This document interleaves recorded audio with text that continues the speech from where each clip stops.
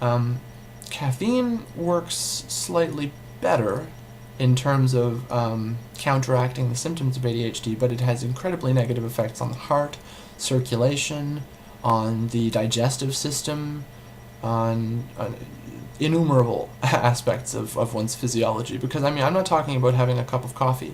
I'm talking about sucking back 4 cans of Red Bull every day. You know, I'm talking about excessive amounts of caffeine. And I mean, alcohol, that's obvious. Who wants their 16-year-old drinking every day because, they just can't deal with life otherwise.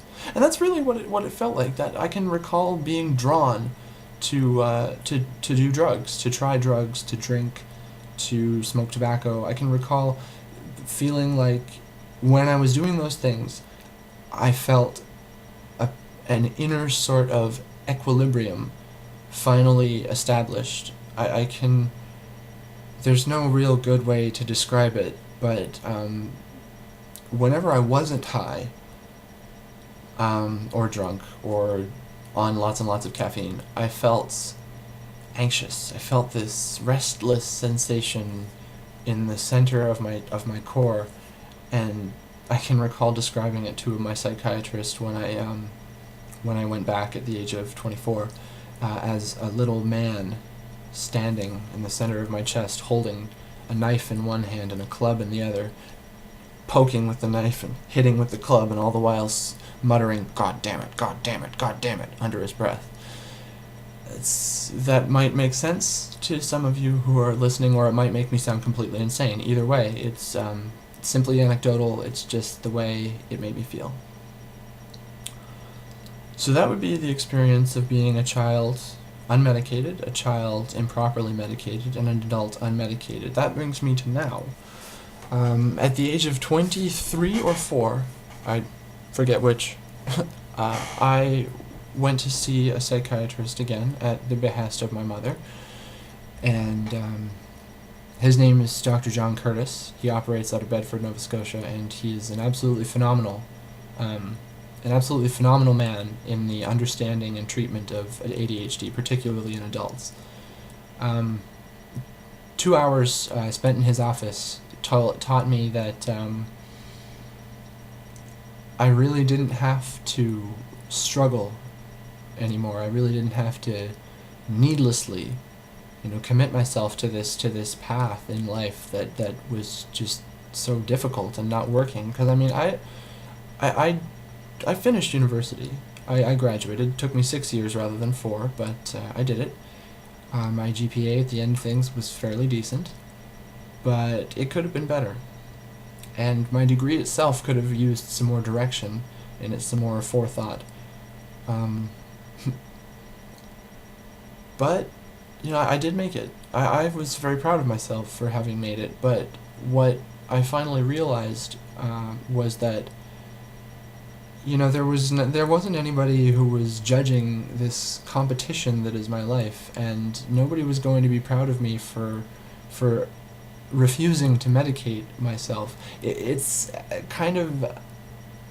silly that people tend to draw this distinction between people who medicate for physical problems, say back pain or stomach aches or diabetes even, and people who medicate themselves for mental disorders. I mean, the idea that it's somehow less noble to take Dexedrine every day than it is to shoot yourself up with insulin, it is insane on the face of it. I mean, my brain lacks certain chemicals because of various factors, and so I replace them with these pills. A diabetic's body doesn't produce insulin, so they inject it. I see very little difference there. It's compensating for one's body's inability to adequately produce for itself. That's all. So I've rambled on for quite some time here, but I think that I'd like to, if I may, just get into the specifics of how the medication works and the different kinds that are available, before we close out here. So just let me go grab a couple of things. I'll be right back. Alright, and we're back. Quick overview of medication. There are, according to my psychiatrist, three types of individuals with ADHD. These are not quoted statistics. They have no source. They are just used by him to illustrate a point. He said that there are roughly 45% of people will respond to one group of ADHD medications.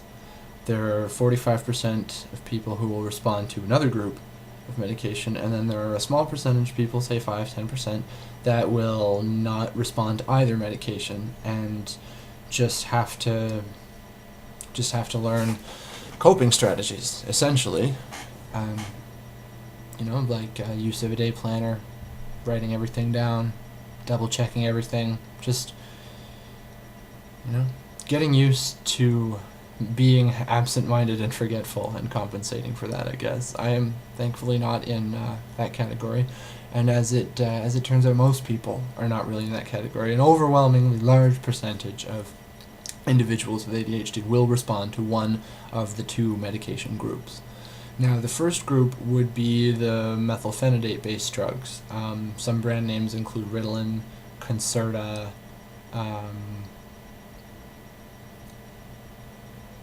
there was another, but it's totally slipped my mind.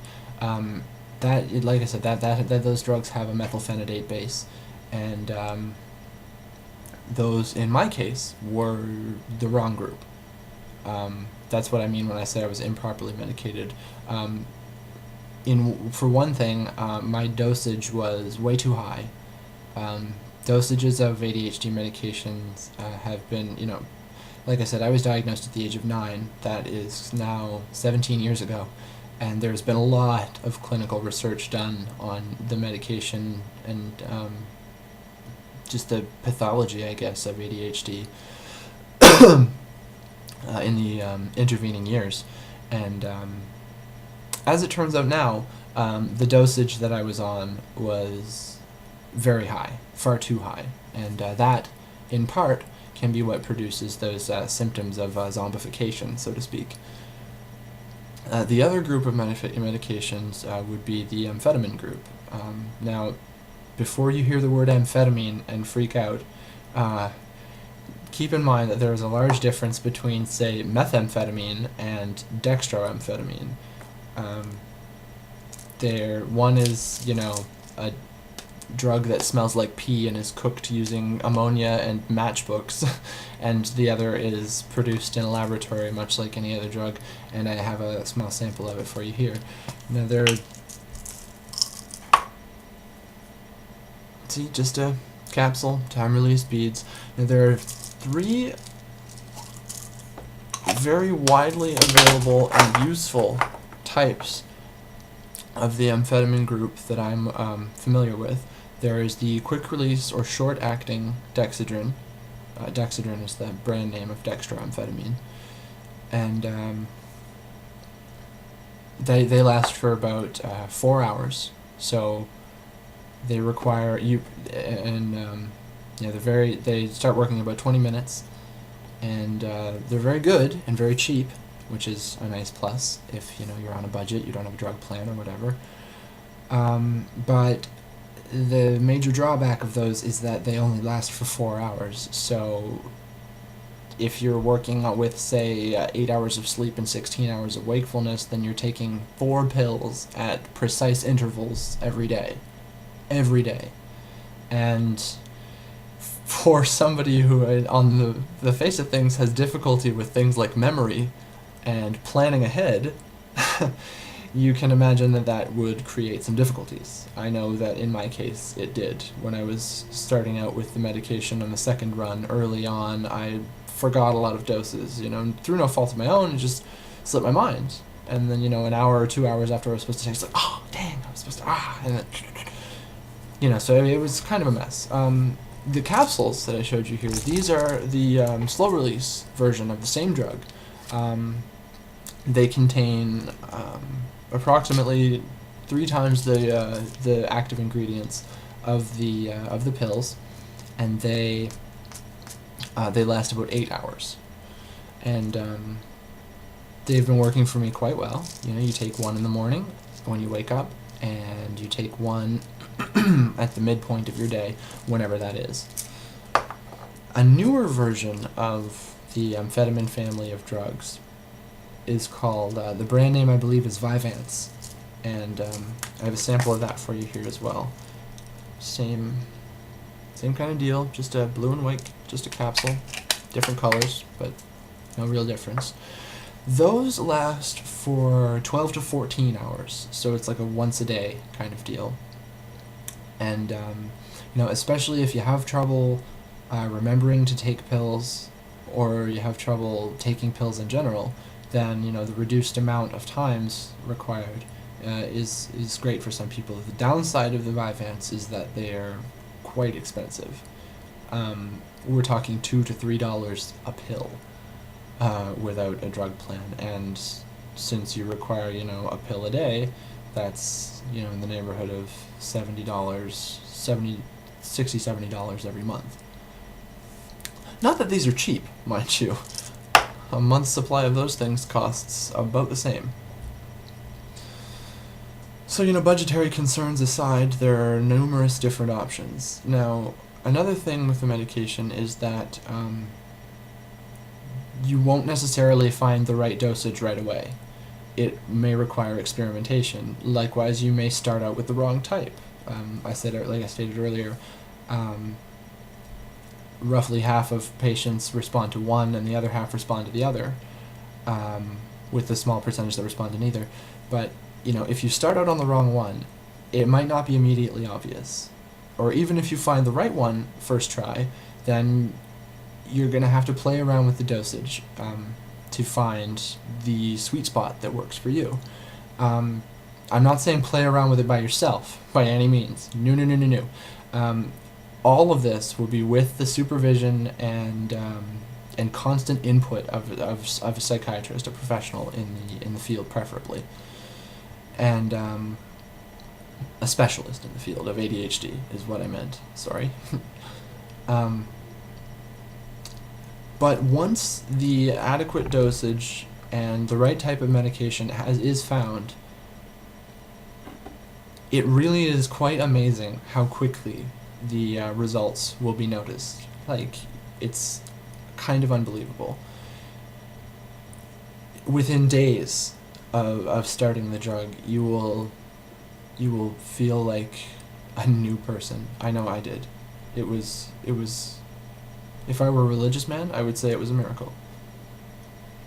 Anyway, I've been rambling on for a very long time now, much longer than I anticipated I would when I set out to make this video, and I guess I'll just close on a simple note.